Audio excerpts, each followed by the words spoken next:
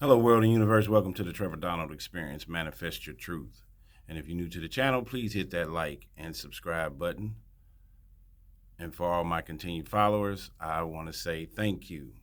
And this is an opinion-based video channel where I try to open your eyes and ears to some of the travails and trepidations that take place throughout our cities, our states, our country, and sometimes around the world.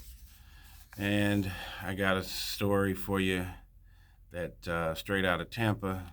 That's a little bit disturbing. It's very disturbing, and it's about a grown woman, not a teacher this time, but a 23-year-old who was having inappropriate relationships with multiple 13 and 14-year-old boys, and now she's locked up.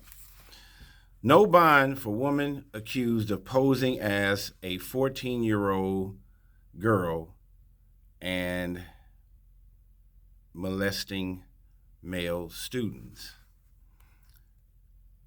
She's 23 years old, but prosecutors said a Tampa woman posed as a 14-year-old to lure teenagers into acts. She asked the judge on Monday to let her out on bond, even as new details came out about the growing list of victims. A Tampa woman who's accused of posing as a 14-year-old girl and molesting multiple teenage boys will remain behind bars. Alyssa Zinger, now 23, was arrested in last November, and charged with 2 counts of felony lewd or lascivious battery and 5 counts of felony lewd or lascivious molestation. Investigators say Ms. Zinger allegedly had an ongoing sexual relationship with a teenage boy. Detectives say they discovered 4 additional victims over the last several months. Ms. Zinger was arrested again last week and is now facing 11 felonies that include lewd and lascivious molestation, lewd and lascivious battery, sexual cyber harassment, and possession of child P. Zinger was out of jail on pretrial release. But on Monday, a judge denied Zinger bond on some of the new charges. Prosecutors said there are 4 additional victims who are between the ages of 13 and 14 years old. This defendant lived a full life masquerading as a 14-year-old girl to a 14-year-old boy. Assistant Attorney Muriel Moore said. Prosecutors say Zinger posed as a 14-year-old girl, homeschooled student, communicating with the boys on Snapchat and TikTok, and engaged in acts with each of them at different points in 2023. Investigators say there's also video evidence of multiple acts involving Zinger and the minors.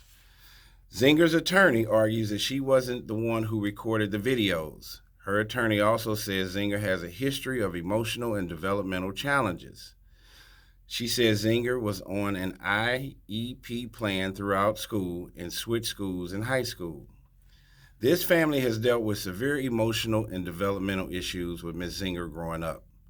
Dana Hersey Fulgaria, Zinger's attorney, said, I think it's clear from just the content of the text messages. This is not a 22-year-old adult having communication with somebody who she saw as her equal. However, prosecutors argue that there is no indication of developmental delays on her school record. This is not a 22-year-old child, Moore said. This is an adult, a 22-year-old adult. Prosecutors also argue that Zinger's parents could potentially have helped her hide evidence. In court, they showed body camera footage from a search at Zinger's parents' home where she was living. The footage shows Zinger's father giving detectives a phone that he said belonged to Zinger. However, detectives say that the phone had an ID that matched Zinger's mother's name, and the last call on the phone was in 2021. A detective said she went to Zinger's parents' home a second time, and Zinger told them that she had lost her phone. Zinger's attorney asked the judge to allow Zinger to remain out of jail on pretrial release, saying Zinger had not violated any of the conditions of her pretrial release. She could have fled, Hersey Fulgaria said. Her parents could have sent her somewhere to live with someone. She did not. She remained in Hillsborough County, knowing that these potential and other cases or counts could be added. The judge denied Zinger bond, saying no terms of release would have the safeguards to keep the community safe. You don't really seem to grasp the problem here, Judge Laura Ward said. You are the problem here. Your actions on these boys are illegal, and it's not okay. Whether they took the video or you took the video, you are the only adult. The judge also ordered Zinger to have no access to electronics while in jail. Prosecutors say the investigation is ongoing. What another story. I've had done several videos, and there seems to be a huge uptick with female teachers in their 20s that are having inappropriate relationships with preteen and teenage boys. Now, Miss Zinger, I think, worked at a fast food restaurant. She's not a teacher, but she was posing as a 14-year-old girl and meeting these boys on Snapchat and TikTok. Here again, these technological advancements and devices have a good place in our society, and they also can have a harmful bad place.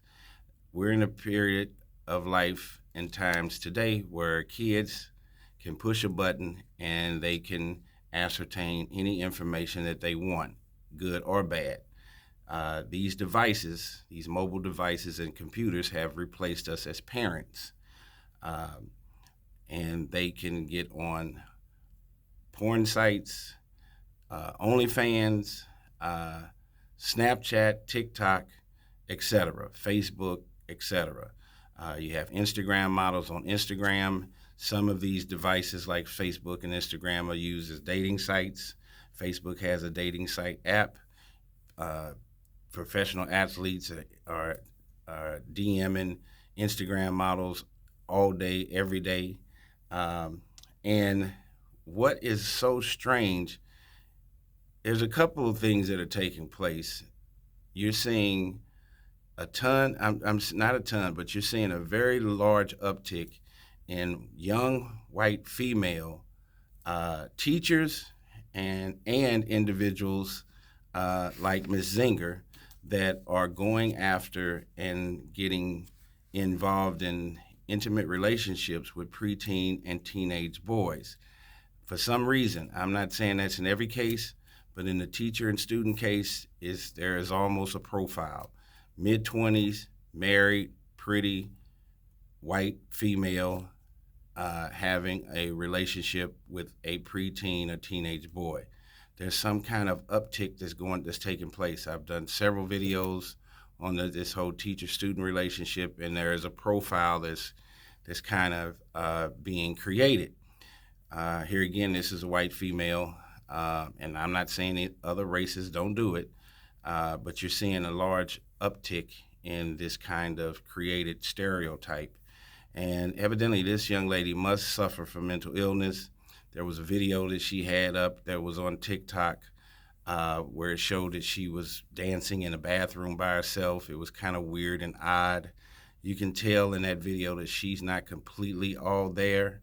And for individuals, these grown folks that continuously are messaging and sending all kind of salacious, explicit pictures and text messages through Snapchat, TikTok, all of that is grounds and information that the police can gather.